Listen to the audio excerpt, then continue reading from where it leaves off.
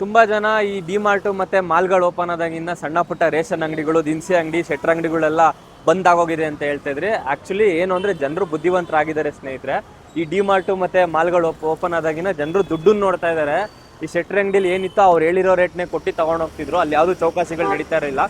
ಇಲ್ಲೇನು ಅಂತಂದ್ರೆ by one get one ಈ ತರ ಎಲ್ಲ ಆಫರ್ ಹಾಕಿರ್ತಾರೆ. ಜನರು ನೋಡ್ತಾರೆ, ನೋಡ್ಬಿಟ್ಟು ಬುದ್ಧಿವಂತರಾಗಿದ್ದಾರೆ. ಇನ್ನೊಂದು ನಾನೇ ನನ್ನ ಕಣ್ಣಾರೆ ನೋಡಿರೋದೇನು ಅಂದ್ರೆ, ಇಲ್ಲಿ ಬಂದು ಬೈ ಒನ್ ಗೆಟ್ ಒನ್ ನ ತಗೊಂಡೋಗಿ ನಮ್ಮ ಶೆಟ್ರ್ ಅಂಗಡಿಯವರು, ದಿನಸಿ ಅಂಗಡಿಯವರು, ಸಣ್ಣ ಪುಟ್ಟ ಅಂಗಡಿಯವರು ಫುಲ್ MRP ರೇಟ್ ಏನಿದೆಯೋ ಅದೇ ರೇಟಿಗೆ ಮಾರಾಟ ಮಾಡ್ತಾರೆ. ಇಲ್ಲಿ ಬೈ ಒನ್ ಗೆಟ್ ಒನ್ ತಗೊಂಡೋಗ್ತಾರೆ, ಒಂದು ಪ್ರೈಸಿಗೆ ಏನಿದೆಯೋ ಅಷ್ಟಕ್ಕೆ ಮಾರಾಟ ಮಾಡ್ತಾರೆ, ಲಾಭ ತಗೊಂತಾ ಇದ್ದಾರೆ ಶೆಟ್ರ್ ಅಂಗಡಿಯವರು. ಹಬ್ಬಗಳಿಗೆ, ದೀಪಾವಳಿ, ಯುಗಾದಿ ಹಬ್ಬದ ಟೈಮಲ್ಲಿ ಆಫರ್ಗಳನ್ನ ಅಂತ ಕೊಡ್ತಾರೆ. ಅದೇ ಸಣ್ಣ ಪುಟ್ಟ ಅಂಗಡಿಗಳಲ್ಲಿ ಆ ಆಫರ್ನ ಕೊಡಲ್ಲ. ಅವ್ರು ಏನ್ ಪ್ರೈಸ್ ಹೇಳ್ತಾರೋ, ಬೆಲೆ ಏನ್ ಹೇಳ್ತಾರೋ ಅದನ್ನೇ ಕೊಟ್ಟು ತಗೋಬೇಕು.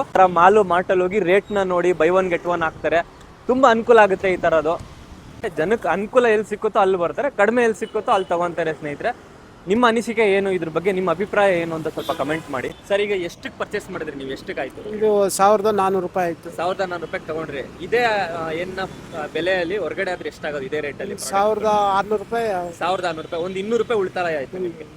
ಮತ್ತೆ ತುಂಬಾ ಜನ ಶೆಟ್ರ್ ಅಂಗಡಿ, ಸಣ್ಣ ಪುಟ್ಟ ದಿನಸಿ ಅಂಗಡಿಗಳೆಲ್ಲ ಮುಚ್ಚೋಗ್ತಿದಾವೆ ಅಂತ ಅದು ಹತ್ರ ಇದೆ ಅಂತ ಹೋಗ್ತಾರೆ ಅಷ್ಟೇ. ಹೋಗ್ತಾರೆ. ಇಂಪಾರ್ಟೆಂಟ್ ಏನಾದ್ರು ಎಮರ್ಜೆನ್ಸಿ ಇದ್ರೆ ಮಾತ್ರ ಸಣ್ಣ ಪುಟ್ಟ ಅಂಗಡಿಗಳಿಗೆ ಹೋಗ್ತಾರೆ. ಆದ್ರೆ ಇಲ್ಲಿ ವರ್ತ್ ಆಗುತ್ತೆ, ರೇಟ್ ದುಡ್ಡು ಉಳಿಯುತ್ತೆ ಅಲ್ವಾ? ಉಳಿತು ದುಡ್ಡು ಉಳಿಯುತ್ತೆ ಇಲ್ಲಿ ತಗೊಂಡ್ರೆ.